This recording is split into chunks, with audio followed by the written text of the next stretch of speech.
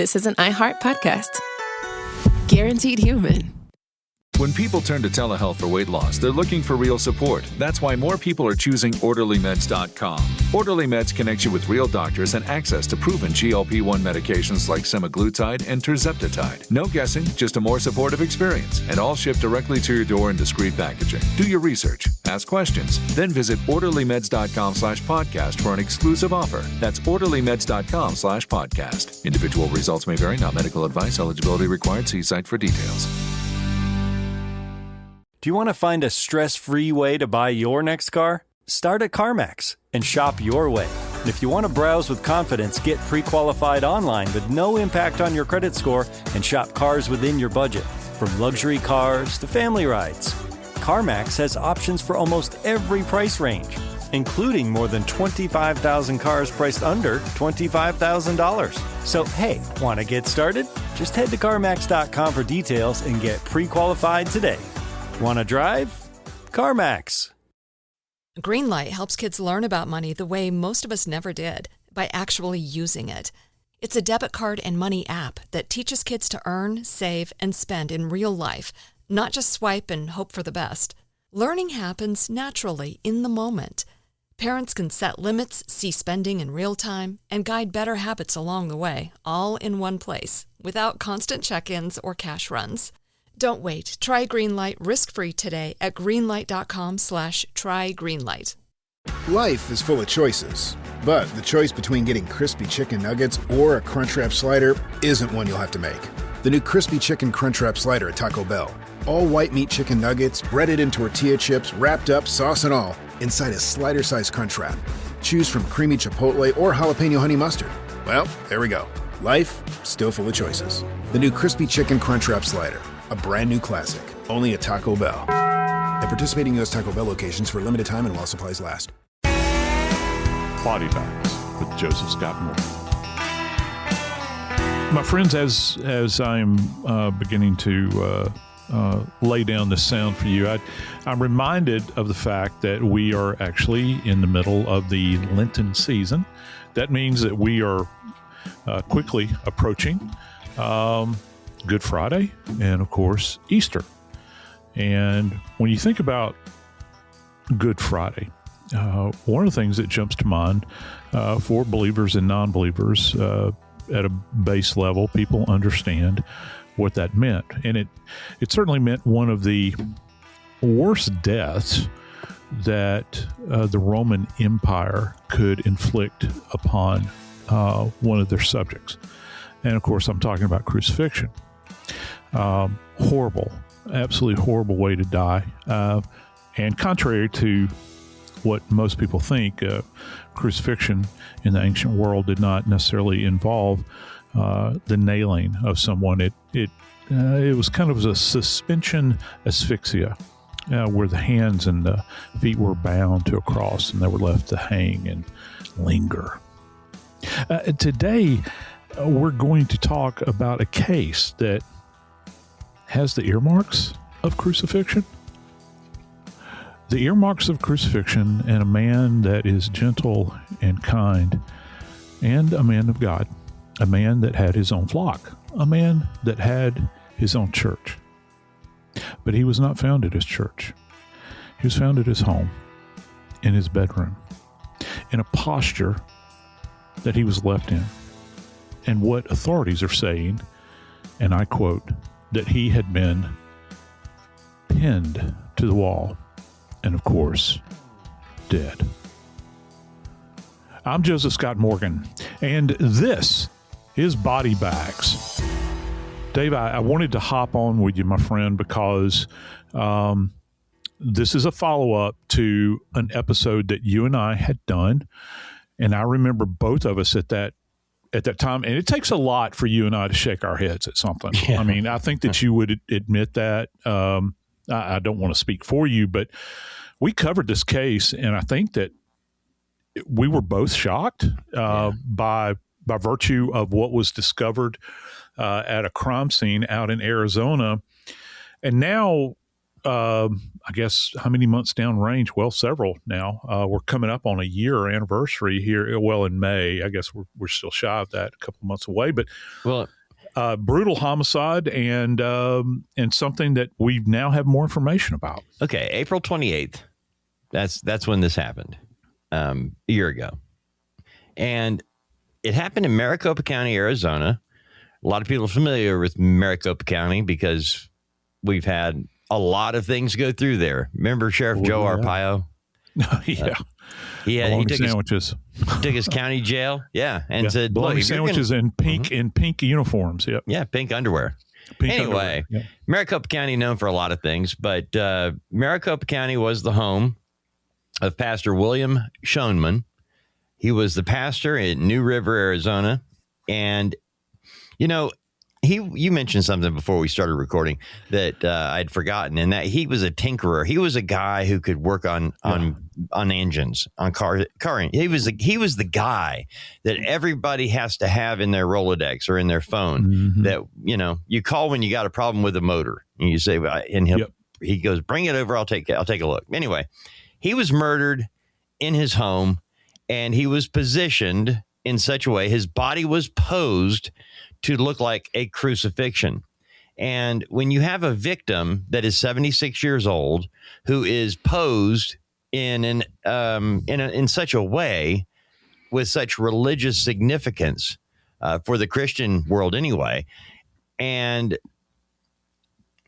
he is found by two members of his congregation who were checking on him. I mean, we have so many of these stories that begin with a welfare check.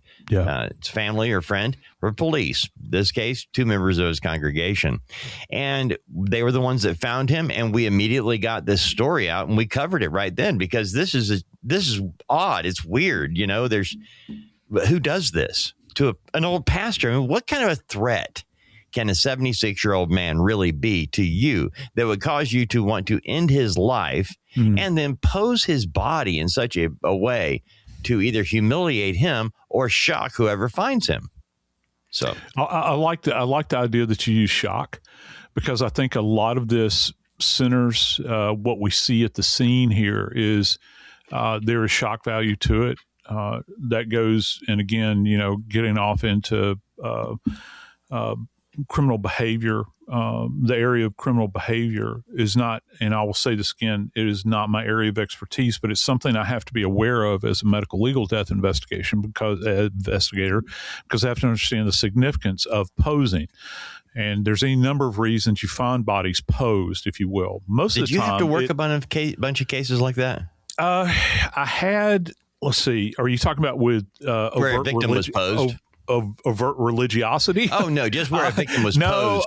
Well, hang on. Yeah, I did. There were a serial killer would always pose his victims and I always forget this term, the title, and I know that our friends will gig me on this, but the position of the Leonardo da Vinci rendering of man, where the arms are extended and the legs are extended. Yeah. Had that happen, every one of the victims were posed that way. Wow. Well, a lot of times when we hear of posing, it's to create shock for the finder. Yeah. Yeah. And in that case, several of the cases, those bodies were posed in that position and surrounded with tires. Which is weird. Something I discovered in working those cases is that, and you don't think about it, next time you go to a garage that does tires, think about what Morgan's saying here. Try and see if you can smell anything else in that environment other than tires. I became aware of it because it was along an industrial canal. We had several of these cases, and tires were used every time. Tires had been discarded in this area. And I found out something really quick. I actually did an experiment. I remember, when was it? I found a dead catfish bloated on the side of a canal, and I put it inside of a tire.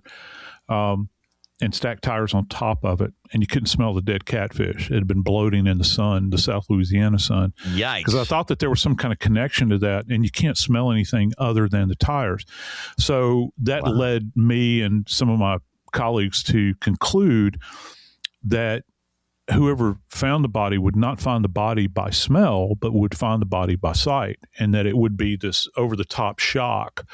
And it was quite shocking. I remember both people in those two cases were very disturbed because they just walked up on the body surrounded by tires, and they had to visualize it, couldn't smell it because you've got that scent of rubber in the air.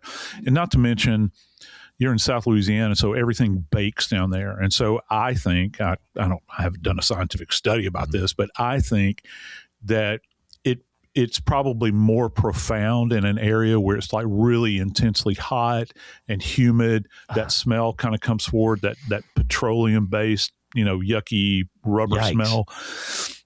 So yeah, as far as posing goes, I have had cases like that, and of course, when you have people that are staging scenes, which I've worked a number of those are posing, but the posing there is not for shock value; it's for deception.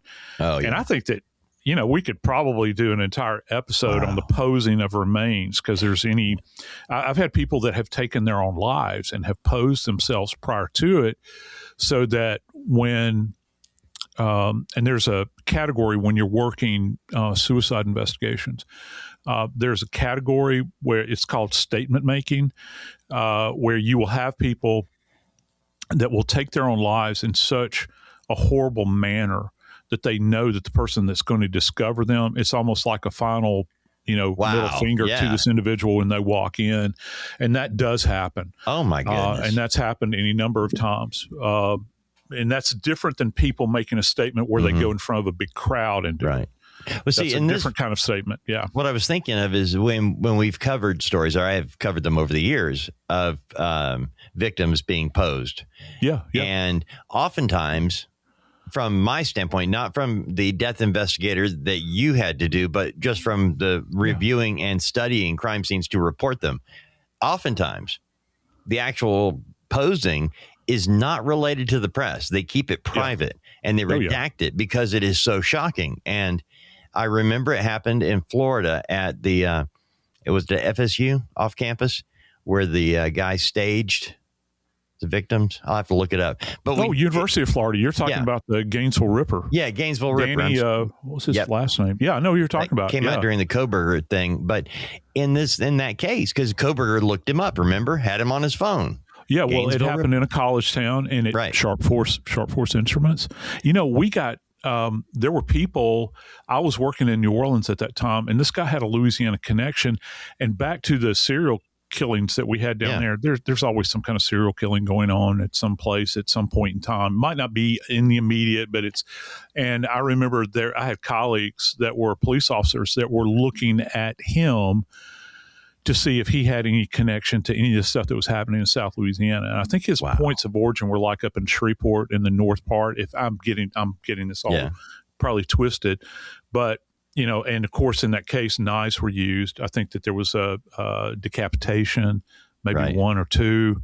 Yeah. And so, you're talking in that case, there was posing.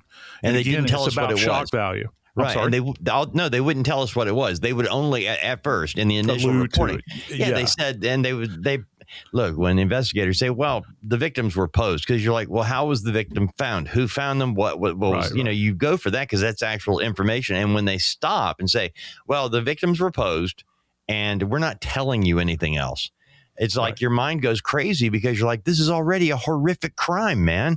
How much worse can it be?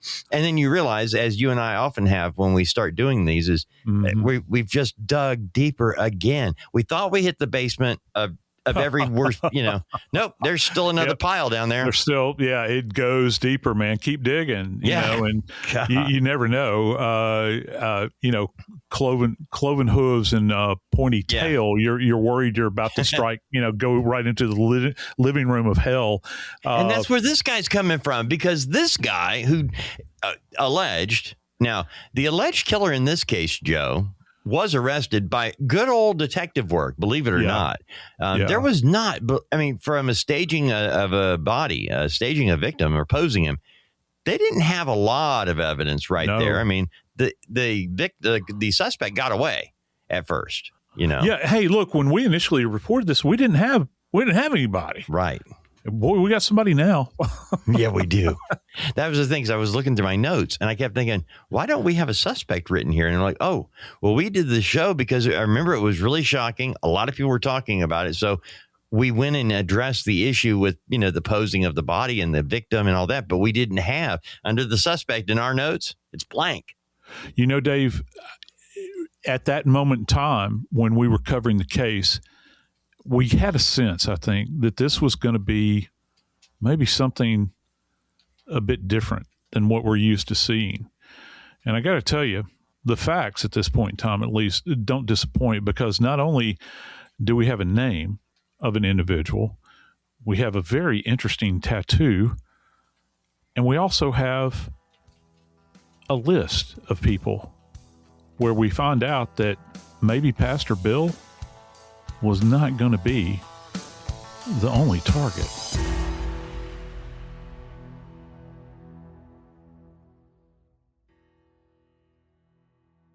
When people turn to telehealth for weight loss, they're looking for real support. That's why more people are choosing orderlymeds.com.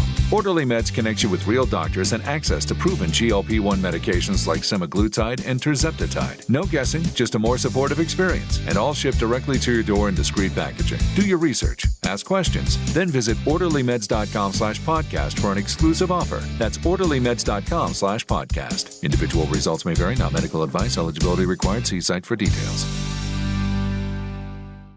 Greenlight helps kids learn about money the way most of us never did, by actually using it.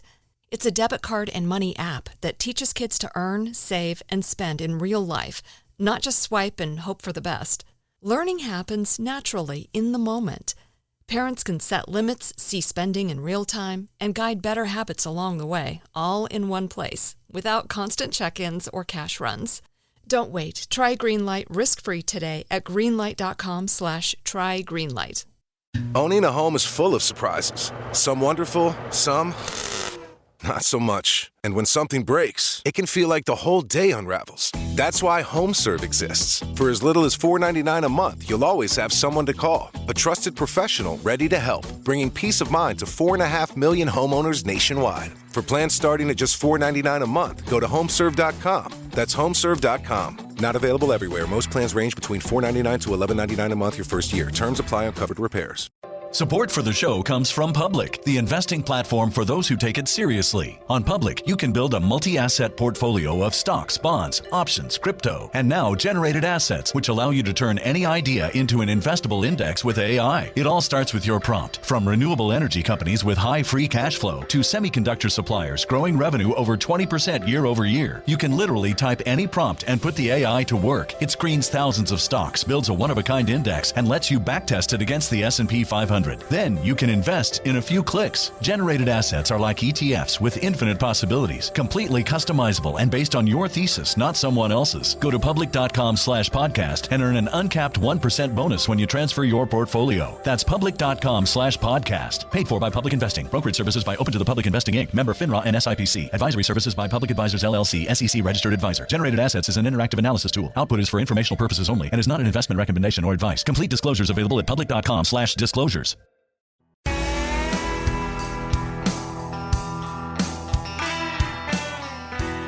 Brother Dave, I got to tell you, I want to ask you up front, does this guy have horns? Does he have cloven hooves and a pointy tail? I don't think he does. And that's even scarier because he's out there running around and it could have been anybody.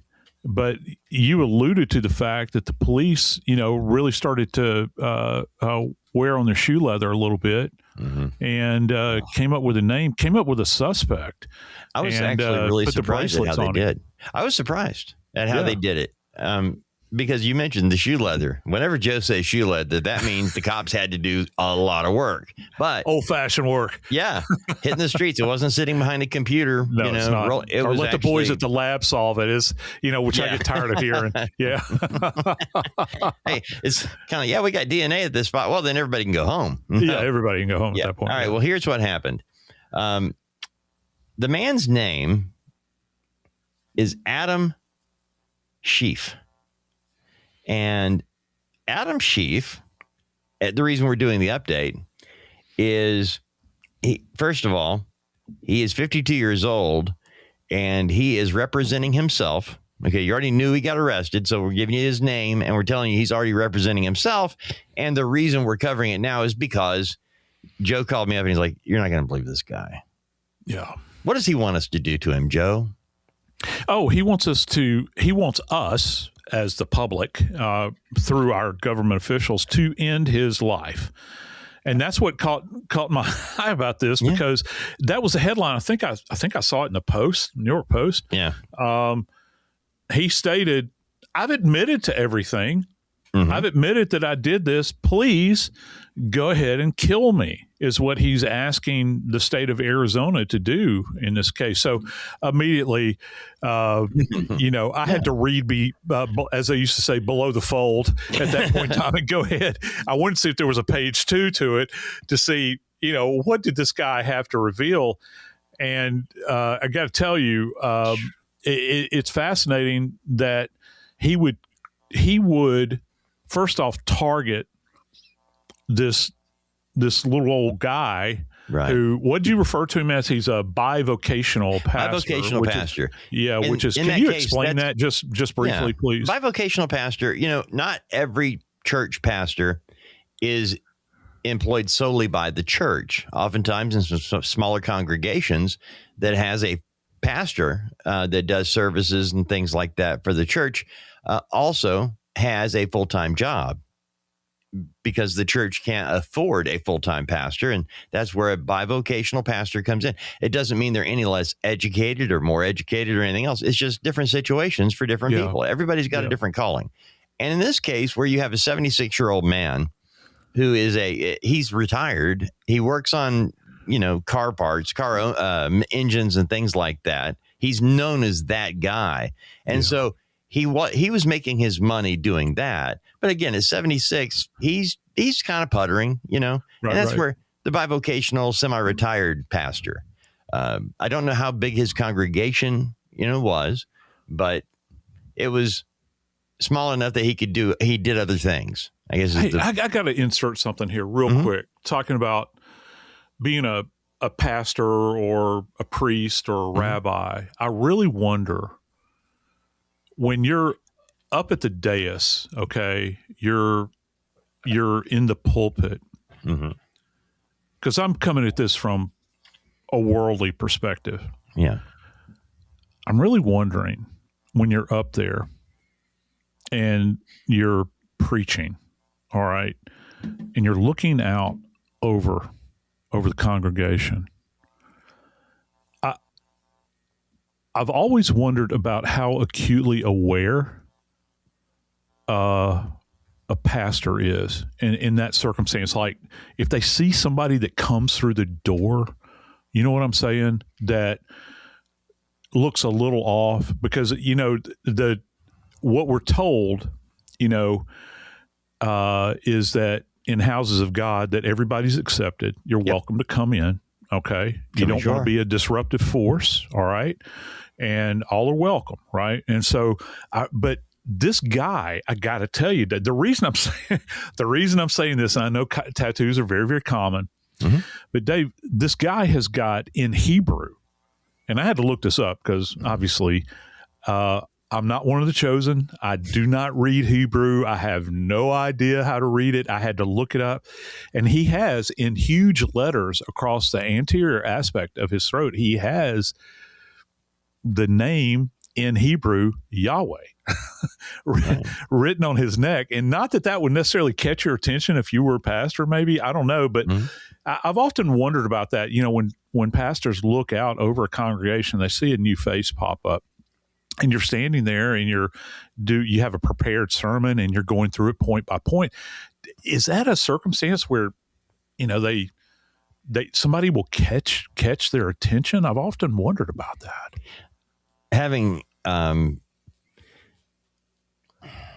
then find the right way to say this. As an ordained pastor, okay? Yeah. I have preached a number of sermons. I have done revivals. I've done a lot. I love Jesus. And I know that when you're preparing to deliver a message, you pray for God to use you to give me the right words to say and the right attitude to have. And if you're in that moment, you're not seeing people like that. Okay. All right. But somebody that comes in that stands out on purpose, you would see just like any other place. Okay. You would recognize evil, I believe. I do believe that. You've been around people like that. And, you can recognize somebody who's up to no good. And in this day and age, I think that more and more churches have become aware, as we've had shootings in churches of every denomination. Every denomination has been affected. And this pastor being shot by a guy with Yahweh tattooed across his neck in Hebrew is a whole new level of crazy, And I understood your point. And I really think that for the most part, that a daily pastor in and out, if you're at a church that has the same membership week in and week out, know everybody that's there, who the relatives are. And when you see somebody new, I'm hoping that they wrap their warm arms of love around that newcomer and welcome them into the fold. So a bigger church, you have more visitors that you don't know. And again, but this is a tiny, even though it's in Maricopa County, which is massive. And you got Phoenix, which is one of the largest cities not just obviously largest city in Phoenix. It's one of the largest cities in the United States. Right. Where this church is on the north. I think it's on the north end of the county, like where, I remember the first episode, I love Gordon Lightfoot, and I was thinking about Carefree Highway, which runs to Sedona, which I was pleasantly surprised by one time when I saw the sign on the side of the road. It's like Carefree Highway. Oh my Lord. So it's up, not necessarily in complete isolation, but it's not like you're in downtown Phoenix, where it is. So I would imagine the congregation is rather small. Well, to give you an idea, Joe, this area is called Cave Creek. Okay. This area of Maricopa County is a town called Cave Creek. And that community has about 5,000 people. Yeah, you're going to know folks. Yeah.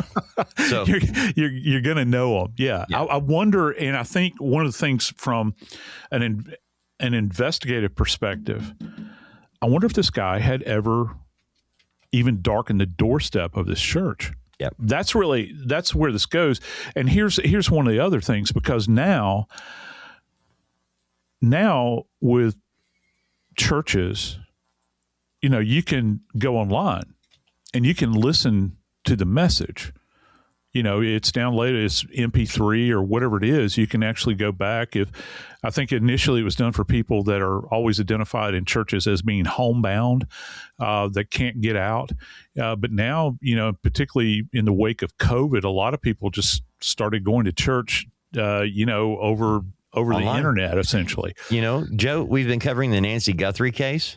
Nancy Guthrie, right. I forgot about that. She did that. The church service that Nancy Guthrie attended with her friends, they gathered in a home and they watched online the service of a church in New York City that Savannah Guthrie attends every Sunday, so that Savannah and her mom worship together at the same church in two different locations. Well, that's the really interesting piece to this, Dave, because with this Sheafe guy, Adam Sheafe, what's fascinating is that the police have now actually stated that it wasn't just about Pastor Bill. This guy, the same guy that we've already talked about that wants the state of Arizona to go ahead and kill him, because he claims he's admitted to everything. Dave, he's apparently got a hit list. He was going to go out, and he had a hit list of 14 other pastors, or I don't know, church leaders or whatever it was. They're being not being coy, but they're being non-specific from an investigative standpoint, that he had identified that he was going to try and kill. Yeah. And I think, if I'm not mistaken, he claims that he is on a mission ordained by God. Well, he's claiming that he is the Son of God, and he wants them to put him to death to prove that you cannot kill God's Son. That's what he said. Okay. All right. So he's going to survive whatever. I don't know what the modality of capital punishment is in Arizona right off the top of my head. I think that if I was a betting man, I'd say that it was probably injection of some kind of sodium pentothal based cocktail, more than likely. That's what my money's on. I don't know. Would he in fact survive that? I guess that he's hoping for a miracle or whatever the case might be, because he's betting against the house at this point in time. What he's saying is, I'm sorry, yes, lethal injection. There you go. Now, I don't know what the combination is because it varies from state to state, but I can tell you that he is in fact betting against the house, because to date, I don't know. Well, I guess there are those cases out there, because now there's other states that have wanted to go to other things. Eventually, they're going to kill you. I think we're going to find out if he's really up to the task of testing his faith.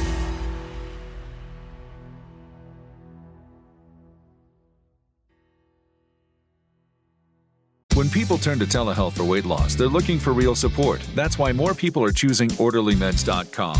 Orderly Meds connects you with real doctors and access to proven GLP-1 medications like semaglutide and tirzepatide. No guessing, just a more supportive experience, and all shipped directly to your door in discreet packaging. Do your research, ask questions, then visit OrderlyMeds.com/podcast for an exclusive offer. That's OrderlyMeds.com/podcast. Individual results may vary, not medical advice. Eligibility required. See site for details.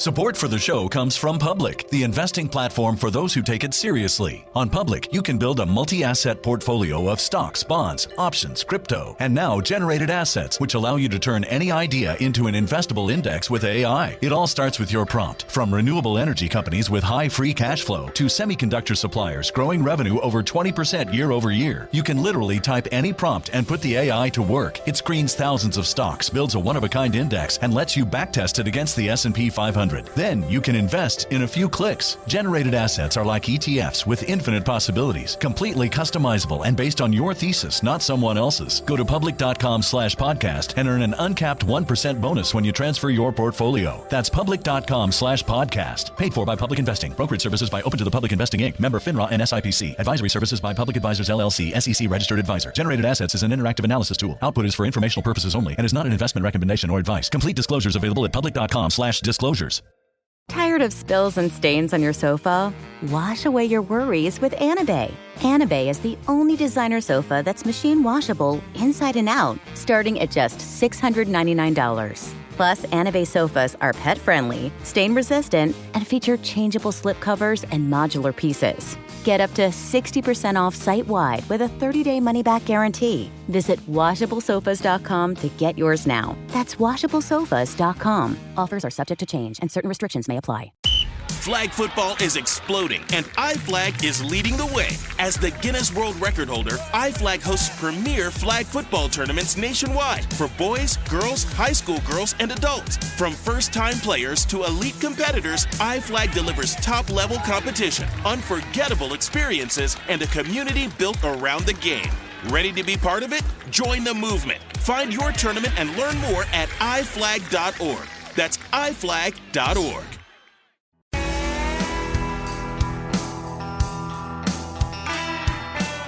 Dave, the authorities from Jump Street, and this is back in April, they had, here's a term for you, they had described the scene as being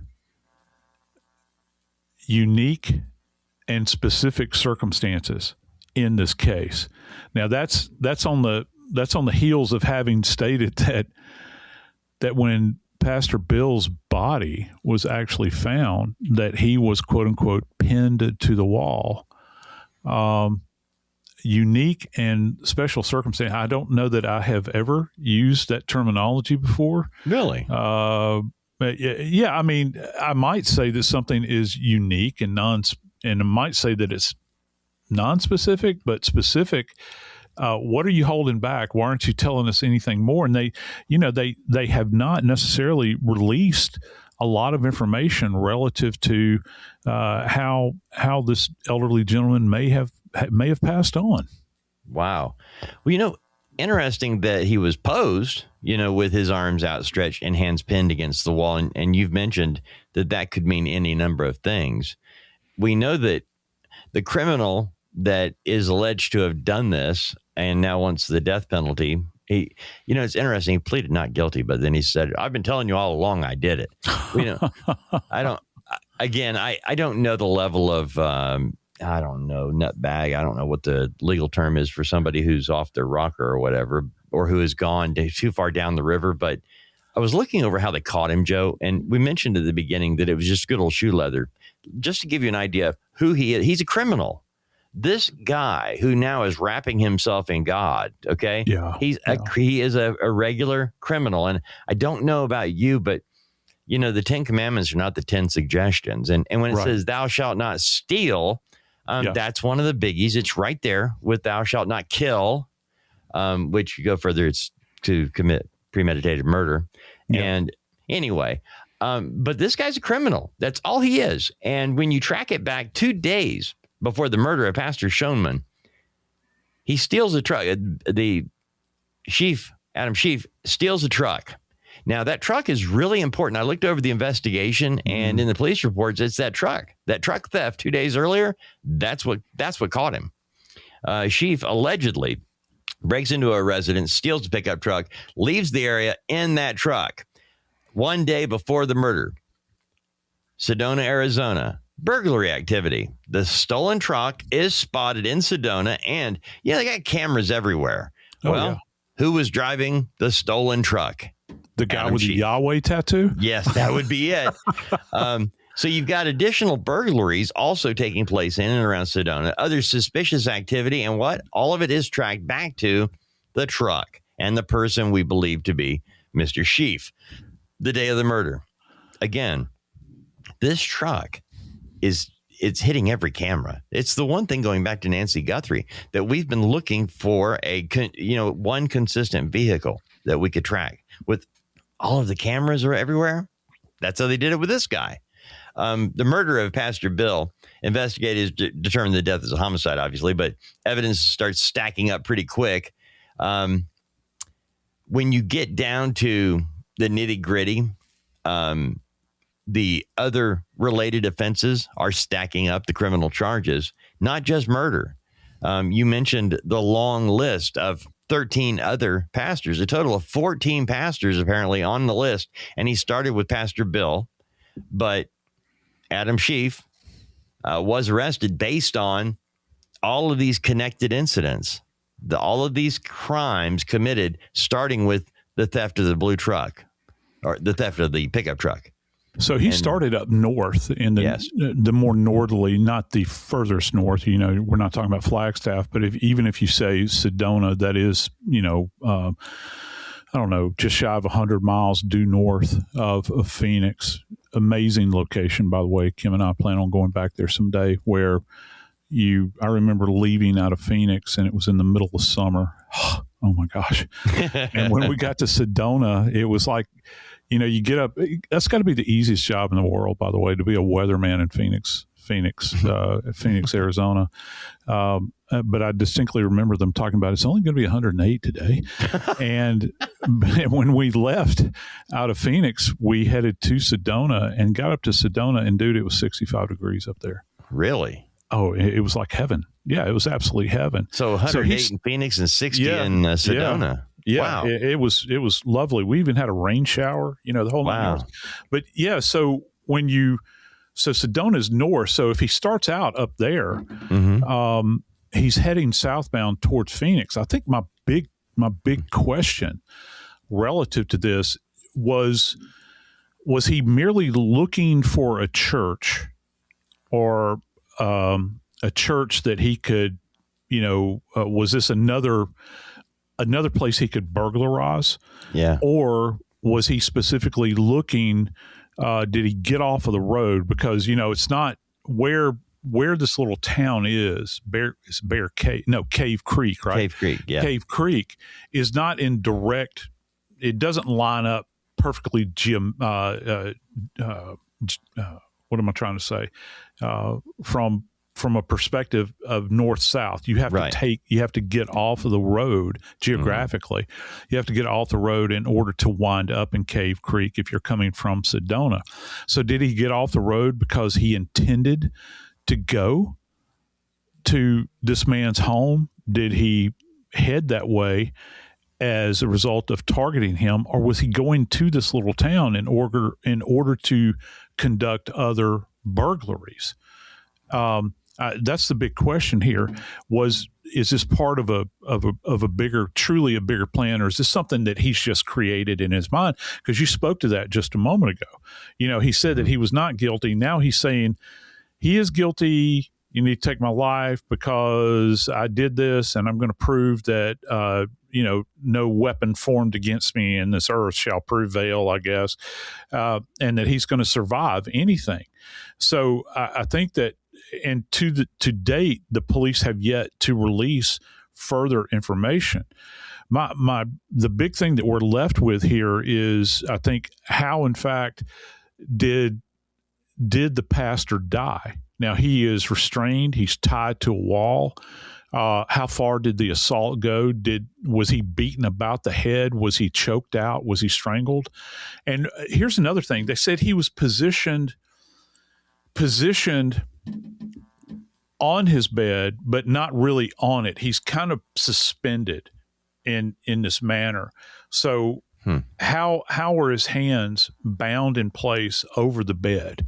Are they tied to the headboard in some way? Are they anchored in the wall above the bed, and part of the body is on the bed? Exactly how, in fact, did this go down? Could you tell if he died from being posed in that way? Like he was, because you've mentioned that it's a slow death. It's not a quick death to die like that. So would you be able to determine, and aside from a gunshot wound in the head or a large knife sticking out of his throat, I mean, could you determine how long it took for the guy to die? Yeah, potentially. Let's just throw it out there. And I'm not saying this is what happened, but if in fact this was a death related to, in what we think about the classic form of crucifixion, and there's documentation about this. The Romans were pretty good about writing things down and documenting things and why they did it. It was like crucifixion itself is like, it was considered to be one of the most humiliating deaths anybody could go through. Okay. Because this is not something where some guy's going to emerge from the crowd and lop your head off. Okay. It's not even hanging.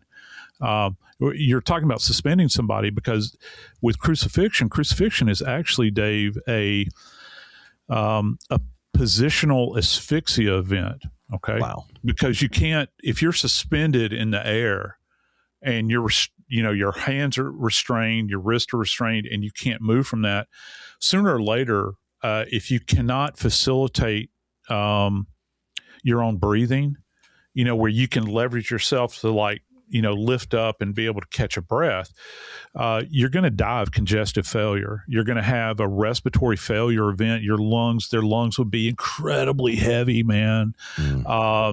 Just filled with fluid.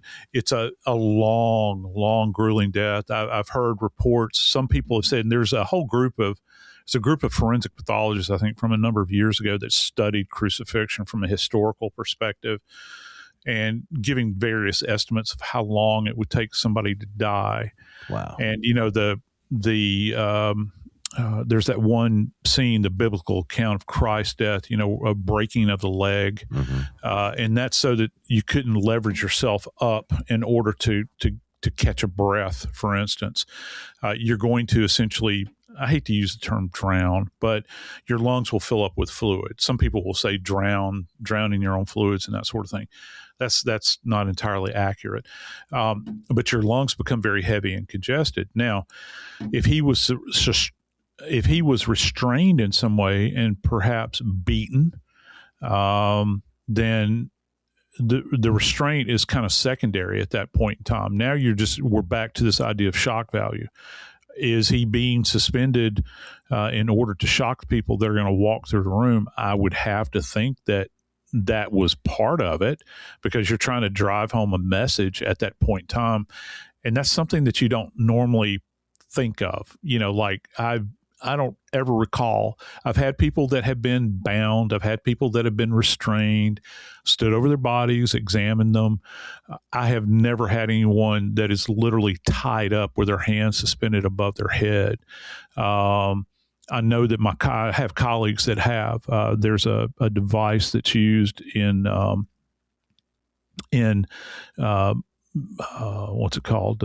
Bondage and torture types things. It's called a Greek cross, which is not a standard like Christian appearing cross. It's a gigantic X, where people are tied onto an X like that, and they're tortured, utilizing that. I've had colleagues that have had cases where people have been tied to those sorts of things. There's other examples. I've had people that have been lashed to trees, for instance, but that was just a way to restrain them and hold them in place while they were brutalized. So that brings us down to, how exactly did he die? Is this an asphyxial death? Is this a blunt force trauma death? Is it some type of shooting? They have not released a lot of information at this point in time. And I'm hoping that more data will come out. But the fact that this person has come out and has made these statements, and that I find it also very curious, Dave, that this person did not go after somebody from some huge church that might have retired cops that are working as their security detail. Wow. They went after a little old man in, let's face it, rural America, who's a widower rather. He likes to tinker on car engines and plane engines. I urge you to look him up. There's this fantastic picture of him sitting in the cockpit of a biplane with a big grin on his face. Just looks like the sweetest man on earth. And he ministered to people. That's the guy that this person chose.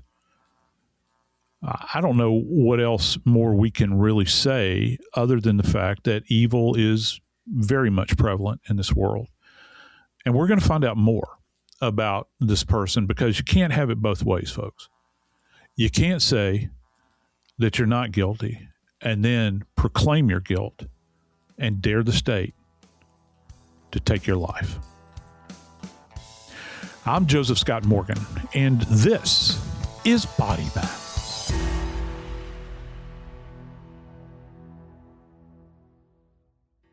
When people turn to healthcare for weight loss, they're looking for real support. That's why more people are choosing OrderlyMeds.com. Orderly Meds connects you with real doctors and access to proven GLP-1 medications like semaglutide and tirzepatide. No guessing, just a more supportive experience. And all shipped directly to your door in discreet packaging. Do your research. Ask questions. Then visit OrderlyMeds.com/podcast for an exclusive offer. That's OrderlyMeds.com/podcast. Individual results may vary, not medical advice. Eligibility required. See site for details. You know that feeling when a story just grabs you and won't let go? That's the kind of drama that's waiting for you on Disney Plus Hulu.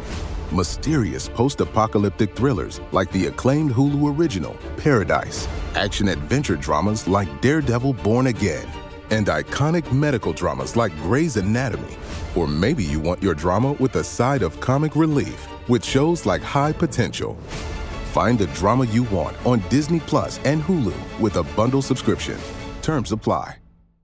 Tired of spills and stains on your sofa? Wash away your worries with Anabay. Anabay is the only machine washable sofa inside and out, where designer quality meets budget-friendly prices. That's right, sofas start at just $699. Enjoy a no-risk experience with pet-friendly, stain-resistant, and changeable slip covers made with performance fabric. Experience cloud-like comfort with high-resilience foam that's hypoallergenic and never needs fluffing. The sturdy steel frame ensures longevity, and the modular pieces can be rearranged anytime. Shop WashableSofas.com for up to 60% off site-wide, backed by a 30-day satisfaction guarantee. If you're not absolutely in love, send it back for a full refund. No return shipping or restocking fees. Every penny back. Upgrade now at WashableSofas.com. Offers are subject to change, and certain restrictions may apply. Flag football is exploding, and iFlag is leading the way. As the Guinness World Record holder, iFlag hosts premier flag football tournaments nationwide for boys, girls, high school girls, and adults. From first-time players to elite competitors, iFlag delivers top-level competition, unforgettable experiences, and a community built around the game. Ready to be part of it? Join the movement. Find your tournament and learn more at iflag.org. That's iflag.org. This is an iHeart podcast. Guaranteed Human.